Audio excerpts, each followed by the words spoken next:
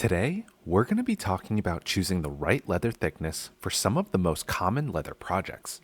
This is one of those topics that seems simple, but once you finally understand how thickness affects structure, durability, and the way a project actually feels in your hand, everything becomes easier. Most of the mistakes beginners run into come down to picking leather that's just a little too thick or a little too thin for the job. Before we get into it, if you want an easy project to practice with different leather thicknesses, I have a full leather bow tutorial on my channel. You can get the pattern on my website, the link will be in the description below, or if you're watching this on TikTok, the link will be in my bio. Leather thickness is measured in ounces, but an ounce is not a weight measurement in this context. 1 ounce equals roughly 1/64th of an inch. There's no single leather thickness that works for every project. Each project category has what I'd call a comfort zone, which is the range where the leather performs the way that you expect it to.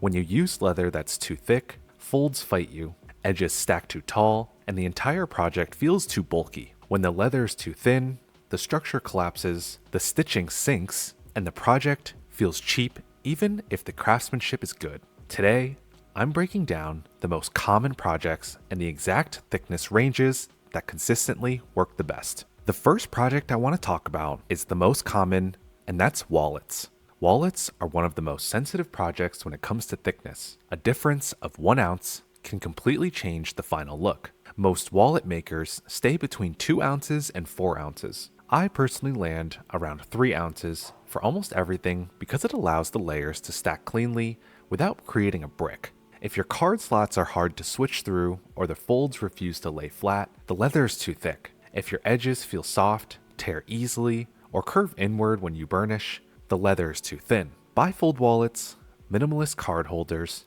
passport covers, and ID sleeves all fall into that comfortable 2 to 4 ounce range. When in doubt, think about the number of layers that your pattern creates. The more layers you have, the thinner the leather should be. Next, I want to talk about belts. Belts are much more straightforward. Almost every belt you buy in a store is somewhere between 8 ounces and 10 ounces. That thickness gives you strength, durability, and enough stiffness to support the buckle and the keeper without stretching. If you try to use leather under 7 ounces, the belt usually loses its shape after a few wears. It starts to wave, twist, or sag, especially around the buckle holes. If you go beyond 10 ounces, the belt becomes so stiff that it feels like you're strapping on a piece of armor. There is a reason so many leather workers stick to that 8 to 10 ounce zone. It just simply works. For dress belts, 7 to 8 ounces is common because it is lighter and more flexible. For work belts or heavier duty belts, 9 to 10 ounces feels solid and dependable. This is one of those few categories where the range is extremely consistent. Next up, I want to talk about bags and totes. Bags cover a huge range of styles, so this category has more flexibility. Structured totes, crossbodies, backpacks, and satchels all behave differently depending on the thickness. A good middle ground for most bags is 4 to 6 ounces. That thickness allows a bag to stand upright without feeling overly rigid.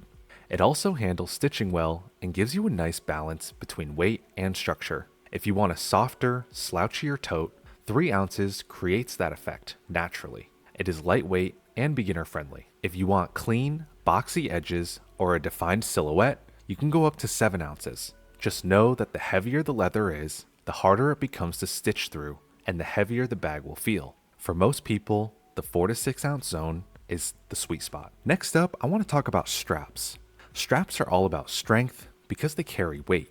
Bag straps, camera straps, and guitar straps all need something sturdy that does not stretch or deform. The range that works reliably is 6 ounces to 8 ounces. It gives you durability without turning the strap into something rigid and uncomfortable. Anything thinner tends to stretch over time. Anything thicker starts to fight the hardware and makes the strap harder to work with. If you're adding a liner, you can drop down to 4 to 5 ounces for each layer and glue them together. That creates a flexible, reinforced strap that still holds its shape. Last but not least, I want to touch on small accessories. Small accessories includes keychains, field note covers, cable wraps, bookmarks, luggage tags, leather bows, and all the smaller items people love making. Most of these projects fit perfectly between 3 ounces and 5 ounces. At this thickness, the leather holds its shape without being too stiff or bulky, and you can get clean edges, easy stitching, and the right balance between flexibility and structure. Below 3 ounces, small goods start to wrinkle or curl, and above 5 ounces, the proportions look chunky and a little oversized. Field note covers usually look best around 3.5 to 4 ounces. Keychains and luggage tags sit comfortably in that 4 to 5 ounce zone. This category has room to experiment, but the 3 to 5 ounce range delivers the most consistent results. So why does it matter? Leather thickness affects nearly every part of a project. It determines how your seams line up, how your folds behave, how clean your edges look, and how the item actually wears over time. When beginners ask why their project looks bulky or flimsy, it almost always comes down to choosing the wrong leather thickness. Using the correct thickness instantly makes your work look cleaner and more intentional. It also makes the entire project easier because the material is doing what it's supposed to do instead of fighting you. These thickness ranges are the ones that I rely on every week because they consistently give the best results. If you want a simple way to remember everything, thinner leather for wallets and small goods, medium thickness for bags, and thicker thickness for straps and belts. Matching the material to the project makes everything else smoother.